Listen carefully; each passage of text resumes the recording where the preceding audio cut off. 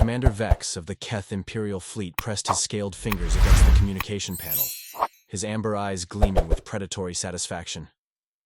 The bridge of his flagship buzzed with activity as his crew analyzed the intercepted transmission that had traveled across the void for months. "Play it again," Vex commanded, his voice carrying the authority of a species that had conquered 17 star systems through pure aggression.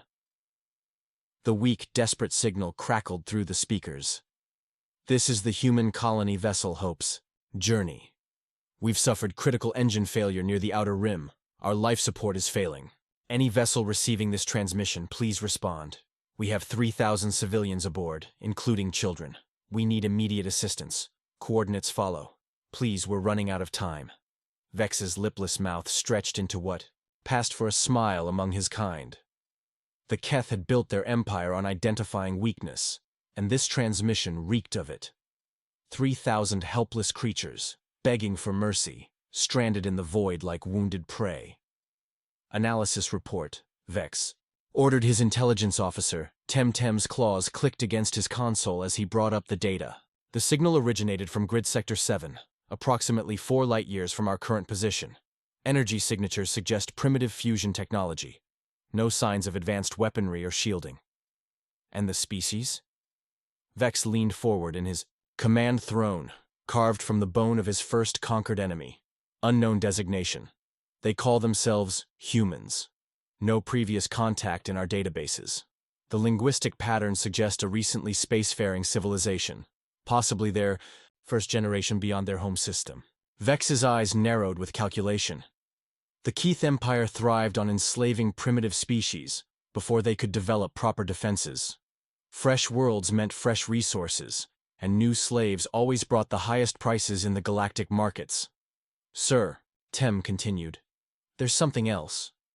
Long-range sensors detect energy signatures consistent with a small colony in that sector. If these humans have established settlements, we could be looking at an entire civilization ripe for conquest." The bridge fell silent except for the low hum of the ship's systems. Vex stood, his 7-foot frame casting a shadow across the tactical display. The Keth had evolved as pack hunters on a world where strength meant survival and weakness meant death. Their entire culture revolved around dominating those too weak to resist. "Fleet composition?" Vex asked his tactical officer. 12 heavy cruisers, 43 destroyers, and 6 assault carriers loaded with ground forces. More than sufficient for pacifying a primitive civilization. Vex nodded approvingly. The humans' distress call had been their fatal mistake. By revealing their weakness and location, they had painted a target on their entire species. The Keth had intercepted similar calls before. Desperate pleas from doomed civilizations that had ventured into space before they were ready. "Set course. For the human colony," Vex commanded. "Maximum speed. I want to reach them before their distress call attracts anyone else's attention." His crew moved with practiced efficiency, the bridge erupting into controlled chaos as navigation systems came online and weapons began their charging cycles. The Keth war machine was a thing of terrible beauty, honed by generations of conquest. "Sir," his communications officer called out, "we're receiving updated transmissions from the colony. They're still requesting aid, but now they're mentioning specific medical supplies and technical assistance." Vex laughed, a sound like grinding stone. "They're cataloging their weaknesses for us. How considerate." He activated the fleet-wide communication system. "All ships, this is command. We proceed to harvest a new species. Intelligence suggests minimal resistance. Standard pacification protocols. I want the civilians alive. They'll fetch better prices. As slaves. Destroy any military installations, but preserve the infrastructure." As the Keth fleet adjusted course toward human space, Vex reviewed the tactical projections. By his calculations, they would arrive at the human colony within 6 standard days. The element of surprise, combined with their overwhelming firepower, would make this conquest swift and profitable. The humans' mistake was simple and fatal. They had shown mercy to the universe, revealing their vulnerability to any predator willing to exploit it. In the Keth Empire's long history of conquest, they had learned that mercy was the ultimate weakness. Civilizations that helped strangers, that showed compassion, that revealed their emotions. These were the ones that fell first, and fastest. Vex settled back into his command throne, already planning the victory celebration. Another species would soon learn that the galaxy belonged to the strong, and the strong showed no mercy. The fleet jumped to hyperspace, carrying death toward a species whose only crime was asking for help. 6 days later, the Keth Imperial fleet dropped out of hyperspace at the edge of the system their sensors had designated as the human colony's location. Commander Vex expected to find a small, vulnerable outpost, perhaps a few primitive structures and some basic defensive installations that his fleet could sweep aside like debris. What he found instead made his blood run cold. "Report!" Vex snarled, as alarms began blaring across his bridge. "Sir," his sensor operator's voice cracked with disbelief. "I'm reading massive energy signatures throughout the system. Multiple space stations, orbital shipyards, and, by the void, sir, there are hundreds of ships." The main display flickered to life, showing a tactical overview that defied every assumption the Keth had made about human civilization. The third planet wasn't just colonized, it was the center of a thriving system-wide infrastructure. Orbital rings circled the world like metal halos, massive space elevators stretched from surface to orbit, and defensive platforms bristled with weapon systems that made Vex's scales itch with unease. "This can't be right," Vex muttered, gripping his command throne. The distress signal indicated a primitive civilization. "Sir," Tem called out, his voice tight with confusion. "I'm detecting power readings that exceed our theoretical maximums. Some of these installations are drawing energy from the system's star itself." Before Vex could respond, his communications officer interrupted. "Incoming transmission, sir. It's from the humans." On screen, the face that appeared on Vex's display was unlike anything in the Keth databases. Smooth skin, forward-facing eyes, and an expression that seemed almost amused. The human wore what appeared to be a military uniform, and despite the alien features, Vex recognized the bearing of a seasoned warrior. "This is Captain Stone of the Human Defense Force," the figure said calmly. "You've entered our space with weapons powered and in battle formation. State your intentions." Vex felt a moment of uncertainty, but his predatory instincts reasserted themselves. Appearance could be deceiving. The humans might have advanced technology, but their distress signal had proven their weakness. Surely this was all elaborate bluffing. "I am Commander Vex of the Keth Imperial Fleet," he replied, allowing menace to color his voice. "We received your pathetic distress call. We've come to assist." Captain Stone's expression didn't change, but something flickered in those strange forward-facing eyes. "I see. And the nature of this assistance?" "Surrender now, and your deaths will be swift," Vex declared, falling back on intimidation tactics that had worked on dozens of species. "Resist, and we will make examples of your children."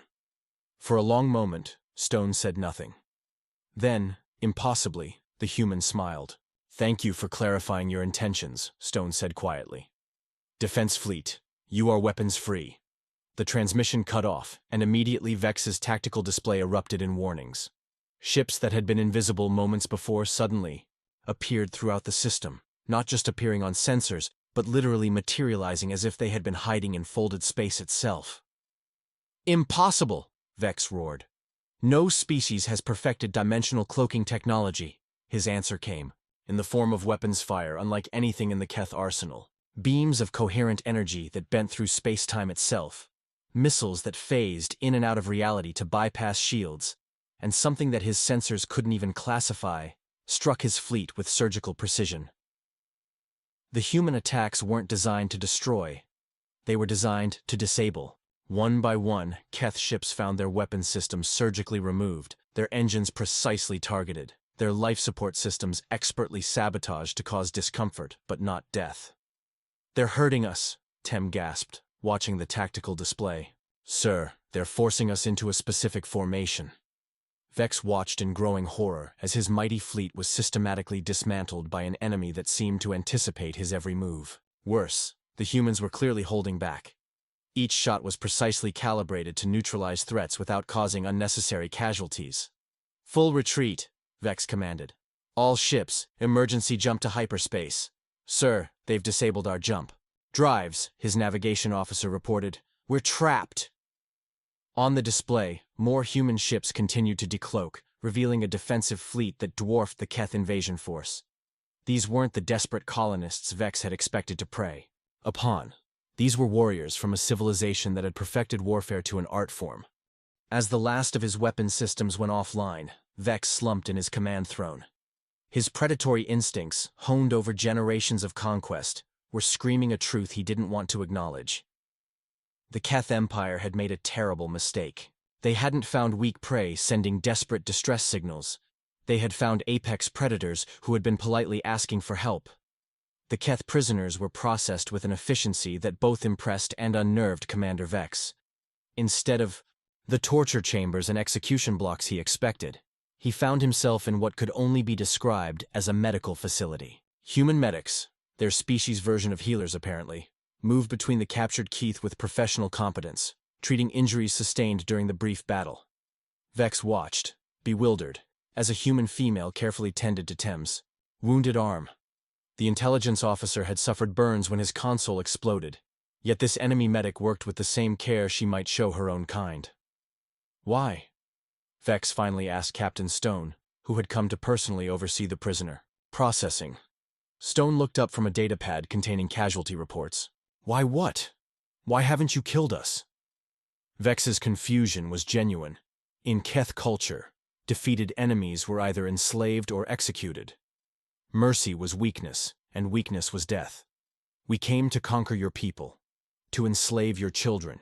You should be flaying us alive. Captain Stone set down his datapad and studied Vex with those unsettling forward-facing eyes. Because you're prisoners of war, and we follow the rules of war, you'll be treated according to galactic conventions, given medical care, adequate food, and eventually repatriated to your own people. Rules of war? Vex's scales rippled with disbelief. There are no rules in war. There is only victory or death. That, Stone said quietly, is where you're wrong. Over the following days, Vex was exposed to a reality that challenged every assumption about human nature. The prisoners were housed in clean, comfortable facilities. They received regular meals that had been analyzed to ensure proper nutrition for Keth physiology. Medical staff checked on them daily, treating everything from minor cuts to serious injuries with the same professional care. Most disturbing of all, the humans seemed genuinely concerned about their well-being. I don't understand your species, Vex confessed during one of his regular interviews with Stone. You had us at your mercy. We would have shown you none. Yet you treat us like guests. Stone leaned back in his chair, considering his words carefully. Commander, let me ask you something. What do you know about human history? Only what we observed during our brief encounter. You appear to be a recently spacefaring civilization with surprisingly advanced technology. Recently spacefaring, yes. But our civilization is ancient. Stone activated a holographic display showing a blue-green world. This is Earth, our homeworld. For most of our history, we believed we were alone in the universe, so we fought ourselves. The display shifted, showing images that made Vex's blood chill. Massive armies clashing across continents, cities reduced to rubble, weapons that could end civilizations. Yet through it all, the same theme emerged. Humans creating rules, even in the midst of their most brutal conflicts. We learned, Stone continued, that how you treat your enemies defines who you are. We could have exterminated each other 100 times over, but we chose to be better. We chose mercy not because we're weak, but because we're strong enough to afford it. Vex studied the historical images, his predatory mind trying to process what he was seeing. You're saying that mercy is strength? The greatest strength, Stone confirmed. It takes no courage to kill a helpless enemy. It takes tremendous courage to spare them, knowing they might one day threaten you again. But why risk it? Why not simply eliminate all potential threats? Stone's expression grew sad. Because, Commander, the moment we stop showing mercy, we become the very thing we're fighting against. We become the monsters. In the days that followed, Vex observed human behavior with growing fascination and dread. He watched as human engineers worked around the clock to repair damaged Keith life support systems, not for strategic advantage, but simply because they couldn't bear to let sentient beings suffer. He saw human soldiers sharing their rations with Keth prisoners who complained about the alien food. He witnessed human medics losing sleep to care for wounded enemies. It was all wrong. It defied every principle of survival and warfare that the Keth Empire had built itself upon, yet it was undeniably real. "Your people are fools," Vex told Stone during their final interview before prisoner exchange. "Mercy will be your downfall. The galaxy is full of species like mine, species that see kindness as weakness and compassion as an invitation to attack." Stone nodded thoughtfully. "You're probably right. There will always be those who mistake our mercy for weakness." He stood, preparing to leave. "The difference is, Commander, we can stop being merciful whenever we choose. The question is, can you stop being cruel?" As Vex was escorted to the transport that would return him to Keth space, he carried with him a troubling realization. The humans hadn't defeated his fleet through superior firepower alone. They had defeated it while holding back, while showing restraint, while choosing not to inflict maximum damage. If human mercy was this terrifying, what would human wrath look like? The debriefing chamber in the Keth Imperial Command Center buzzed with tension as Commander Vex finished his report. The assembled War Council, 12 of the Empire's most ruthless military minds, listened in increasingly uncomfortable silence as he described the human capabilities he had witnessed. High Commander Drex, Supreme Leader of the Keth military, leaned forward in his chair carved from enemy bones. His scarred hide bore the marks of 100 battles, and his reputation for brutality was legendary even among his own savage species. "Let me understand this correctly," Drex growled, his voice like grinding metal. "You're telling me that this human species defeated an entire Imperial battle fleet while showing restraint?" "Yes, High Commander," Vex replied, his own voice steady, despite the memory of his humiliation. "They could have destroyed us utterly.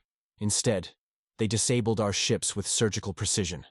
Their technology is far beyond our current capabilities." The War Council erupted in heated debate.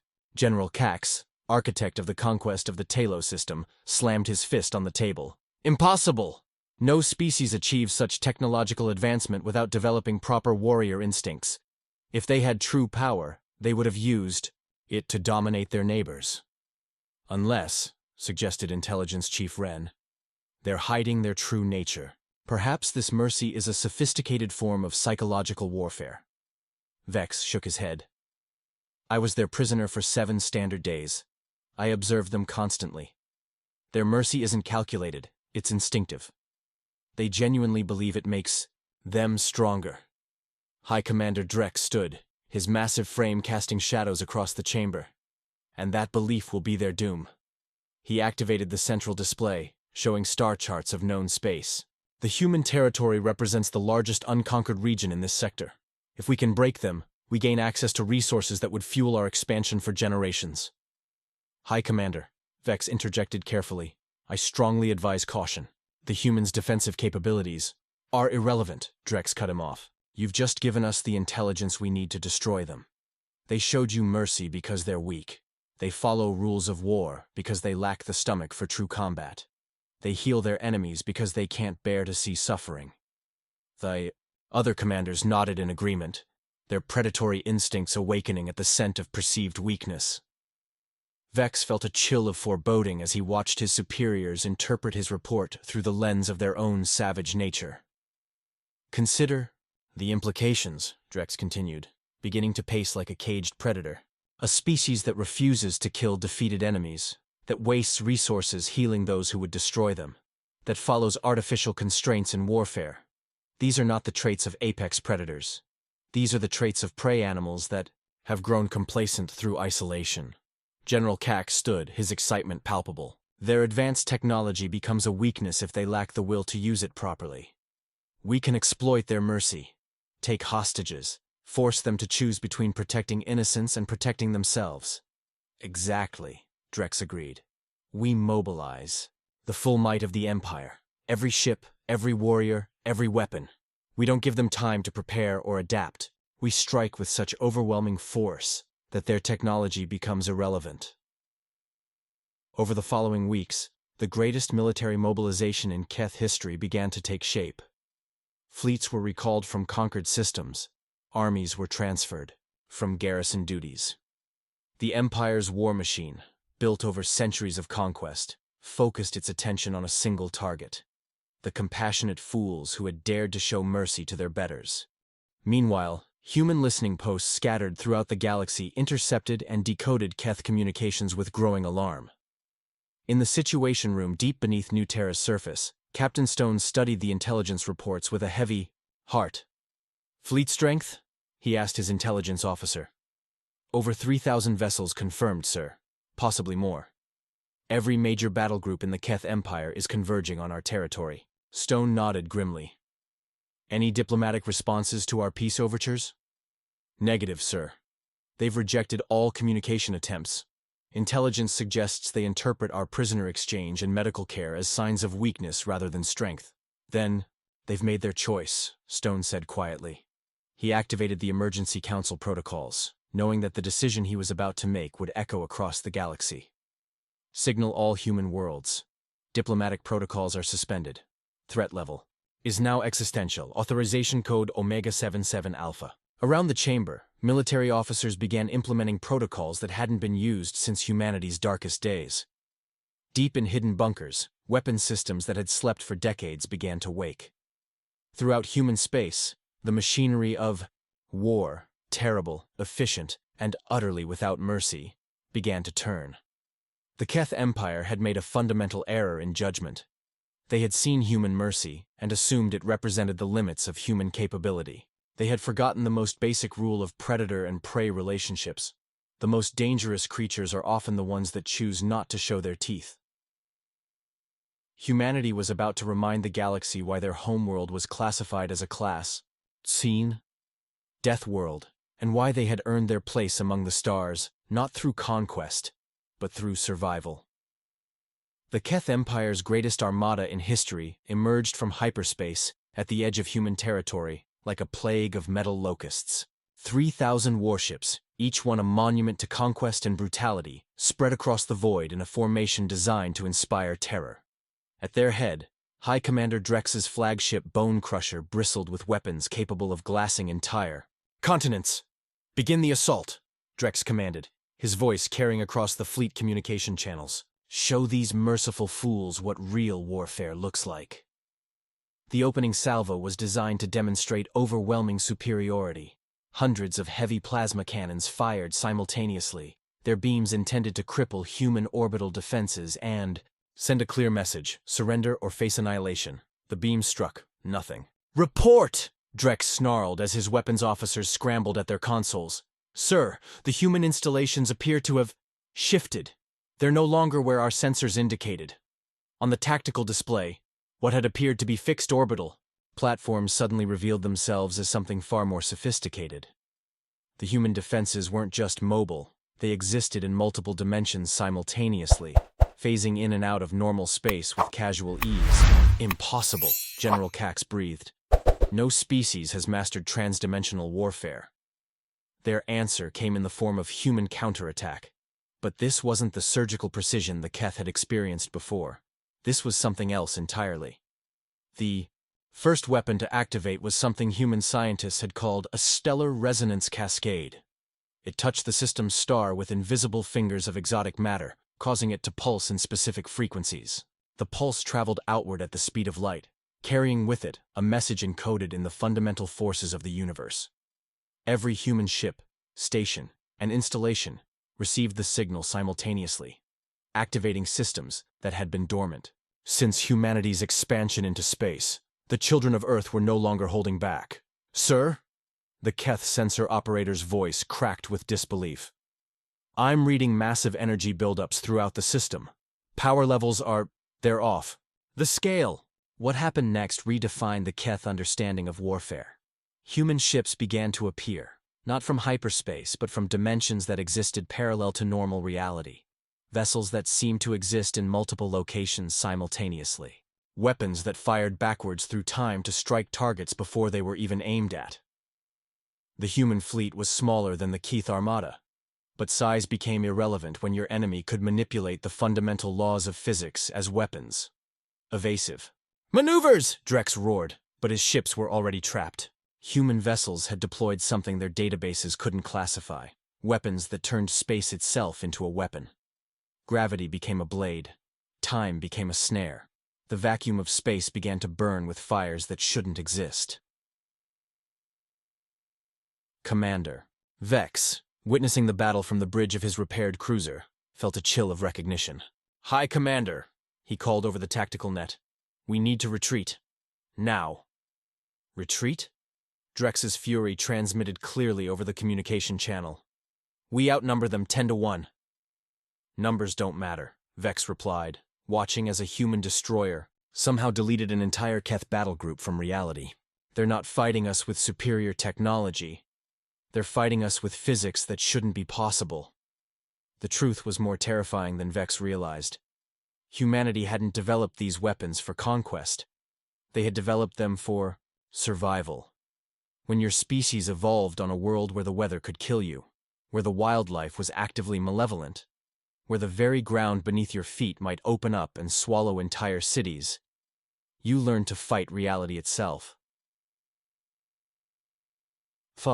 Weapons humanity was unleashing weren't just advanced, they were desperate. They were the tools of a species that had looked at an actively hostile universe and decided to make it submit.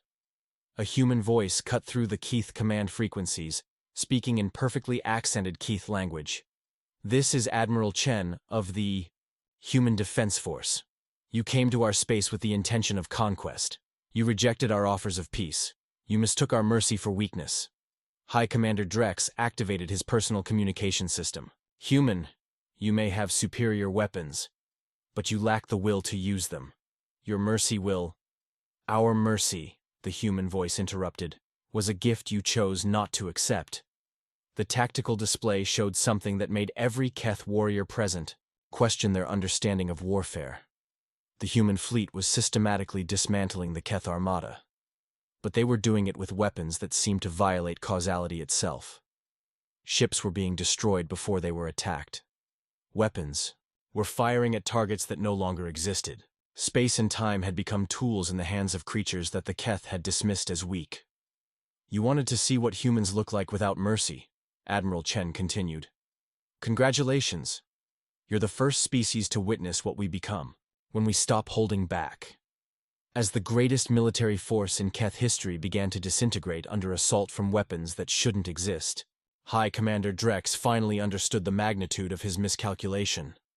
The humans hadn't been showing mercy because they were weak. They had been showing mercy because they were so utterly, terrifyingly strong that they could afford to, in the aftermath of what historians would later call the 3-Hour War. High Commander Drex found himself in a position no Keth leader had experienced in over 4 centuries. Complete and total defeat. His flagship drifted powerless in space, life support failing, weapons systems reduced to molten slag by human weapons that seemed to rewrite the laws of physics at will. The Keth Empire's greatest armada, 3,000 ships representing the military might of 17 conquered civilizations, had been reduced to floating debris in less time than it took most species to plan a single battle. But the humans weren't done teaching lessons. "High Commander Drex," a calm voice spoke through the emergency communication system. "This is Admiral Chen.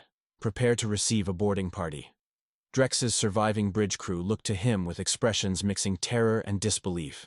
In Keth culture, boarding parties meant execution or slavery. The victors would claim their prizes and leave the defeated to die in the cold of space.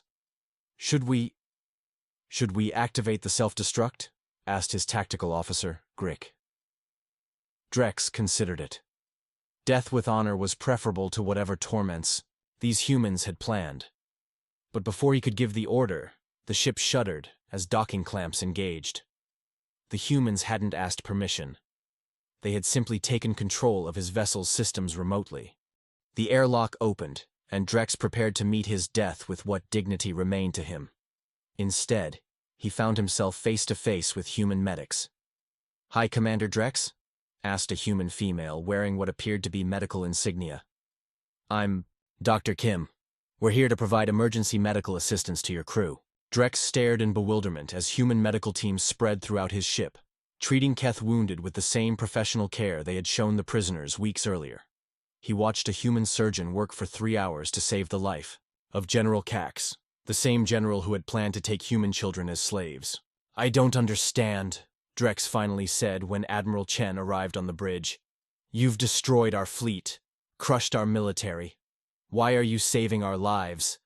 Admiral Chen was an older human, her hair silver with age, her eyes carrying the weight of command decisions. She studied Drex with an expression that mixed pity with something deeper. Disappointment. Because that's who we are, she said simply. The same species that can turn your star into a weapon is the same species that won't let your wounded die if we can prevent it.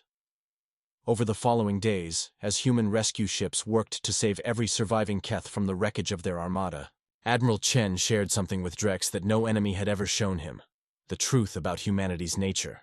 You want to know why we're merciful? Chen asked, as they stood in the observation deck of the human medical ship that was treating Keth survivors.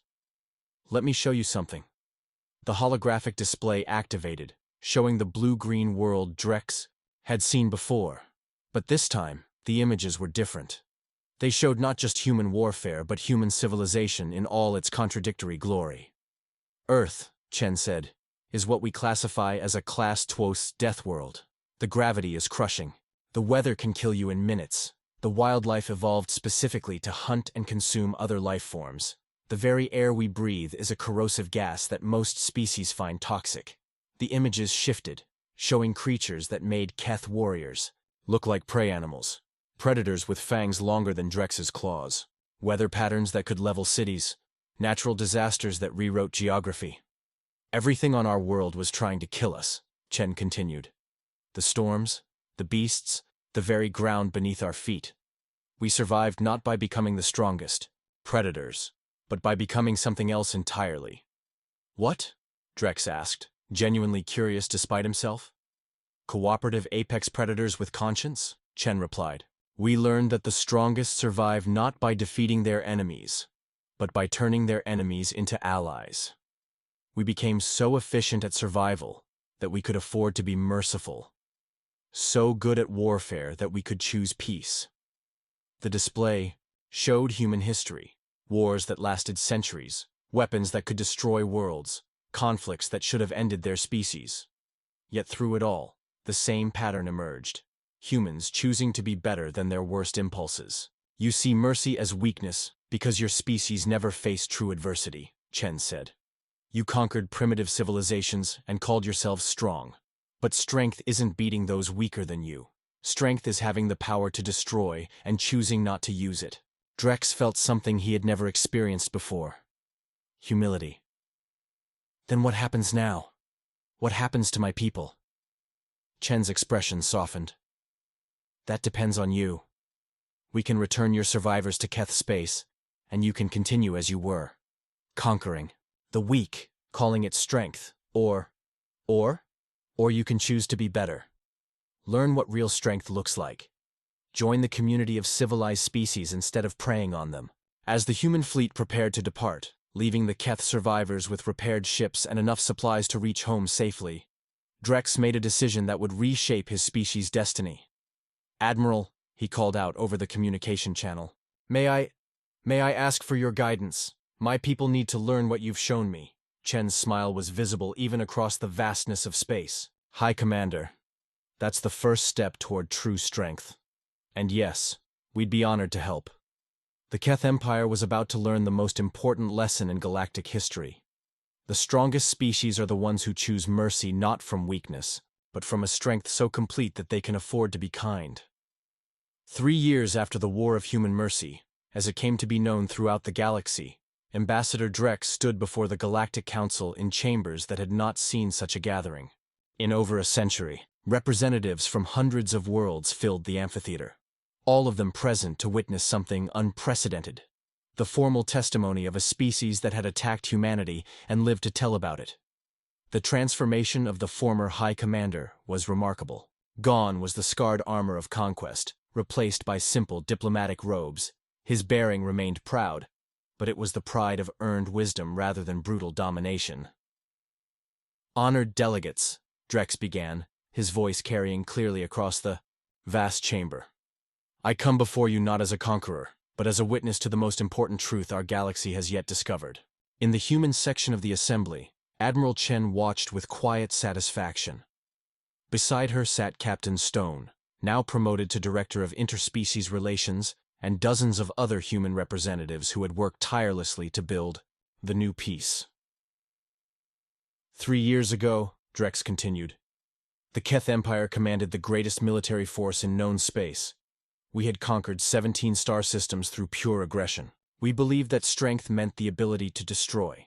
That power meant the capacity to dominate. Murmurs rippled through the assembly. The Keth Empire's reputation for brutality was legendary, their sudden transformation into peaceful allies nearly incomprehensible to many species. We intercepted a human distress call, Drex said, his voice carrying the weight of shame. A damaged colony ship asking for help. We saw this plea for mercy as an opportunity, evidence of weakness to be exploited. The holographic display above, the chamber activated, showing recordings from the brief war. Delegates watched in stunned silence as the devastating efficiency of human military technology was demonstrated. Ships that moved through dimensions, weapons that manipulated fundamental forces, defenses that seemed to violate the laws of physics themselves. What you're seeing, Drex explained, represents less than 1% of human military capability. They defeated the greatest armada in our history while holding back, while showing restraint, while choosing not to inflict unnecessary casualties. The chamber fell silent. In the 3 years since first contact with humanity, rumors had spread throughout the galaxy about the mysterious species from the class Thuthene Deathworld. Some said they were conquerors, hiding behind a mask of diplomacy. Others claimed they were naive idealists who would be quickly conquered by more ruthless species. The truth, as Drex was revealing, was far more complex and terrifying. But the most shocking thing, Drex continued, wasn't their military power. It was what they did after they had won. The display shifted to show images that had become legendary throughout reformed Keth space.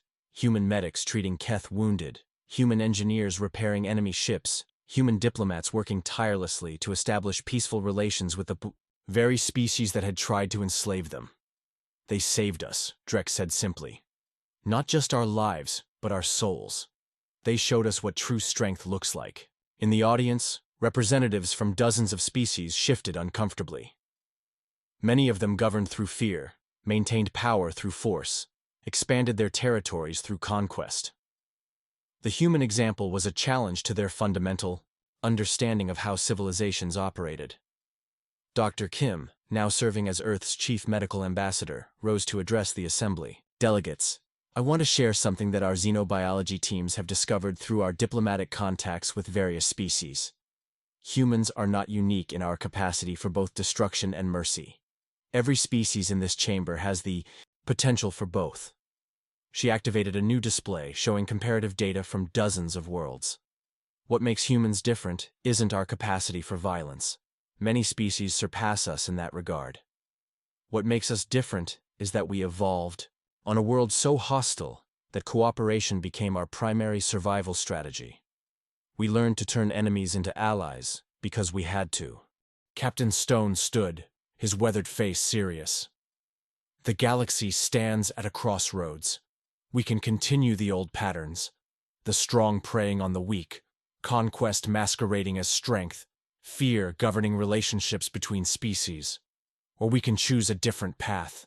The human path, whispered someone in the assembly, using a term that had spread throughout the galaxy to describe the philosophy of strength through mercy.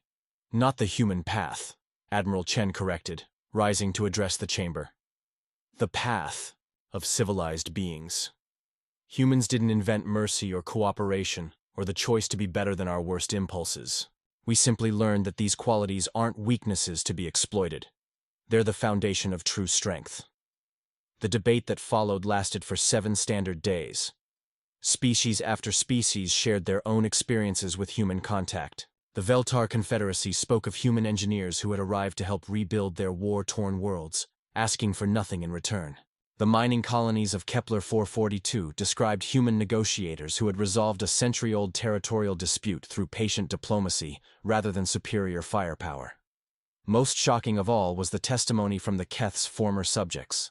17 species that had been conquered and enslaved by the Empire came forward to describe their liberation, not through human military intervention, but through the transformed Keth themselves, who had chosen to free their former slaves and offer reparations for their past crimes. "This is what true strength looks like," testified Prime Minister Locke of the formerly enslaved Hesper people. "The Keth Empire conquered us through fear. The humans freed us through example. They showed our former masters that being strong enough to choose mercy is more powerful than any weapon." On the final day of the council, a resolution was proposed that would reshape galactic civilization, the Mercy Doctrine. It established that species demonstrating humanity's combination of overwhelming military capability and voluntary restraint would be granted special status as guardian civilizations, species trusted to maintain peace not through conquest, but through the example of strength choosing compassion. The resolution passed by a margin that shocked even the human delegation. 847 votes in favor, 23 against, with 31 abstentions. As the session concluded, Ambassador Drex approached Admiral Chen in the corridors outside the chamber. "Admiral, I have a question that's been troubling me." "Of course, Ambassador." "Your species has the power to enforce peace throughout the galaxy.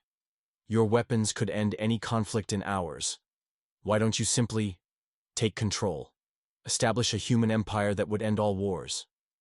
Chen smiled, the same expression she had worn when explaining mercy to the former High Commander 3 years earlier. "Because, Ambassador, the moment we start imposing our will through force, even with the best intentions, we become exactly what we've been fighting against. We become conquerors who justify our actions through superiority. But surely someone must maintain order. Someone must stop the species that prey on the weak." "Someone does," Chen replied. "All of us. Every species that chooses cooperation over conquest. Every civilization that extends mercy to enemies. Every world that decides to be better than their worst impulses. The galaxy doesn't need human overlords. It needs every species to become what we've proven is possible." As the Galactic Council dispersed, carrying news of the new accords to their homeworlds, a new era began. The age of conquest was ending, replaced by something unprecedented in galactic history. An age of civilizations choosing strength through wisdom, power through restraint, and expansion through invitation rather than invasion. In the months that followed, applications for membership in what came to be called the Mercy Alliance flooded human diplomatic channels. Species after species petitioned to learn the philosophy that had transformed the galaxy's most brutal empire into its most steadfast allies. Humanity had done something no other species in galactic history had accomplished. They had won a war, so completely, so decisively, and with such overwhelming demonstration of superior power, that their enemies had begged to become their students. The fatal SOS that had started it all, that desperate plea for help from a damaged colony ship, had indeed been fatal. Fatal to the old order. Fatal to the idea that strength meant the ability to destroy. Fatal to the belief that mercy was weakness. The galaxy had learned that the most dangerous predators were the ones who chose not to show their teeth, and that true apex predators were the ones who made their enemies want to become their friends. And in the deep space monitoring stations scattered throughout human territory, the automated systems continued their eternal vigil, ready to respond to distress calls from any species, anywhere in the galaxy, because that's what humans did. They helped when asked. They showed mercy to enemies. They chose to be better than their power would allow. And in doing so, they had become the most feared and respected species in galactic history, not because of what they could destroy, but because of what they chose to protect. The fatal SOS had taught the galaxy's greatest lesson. Never mistake Deathworlder's mercy for weakness. Mercy was their strength, restraint was their power, and compassion was their most devastating weapon of all.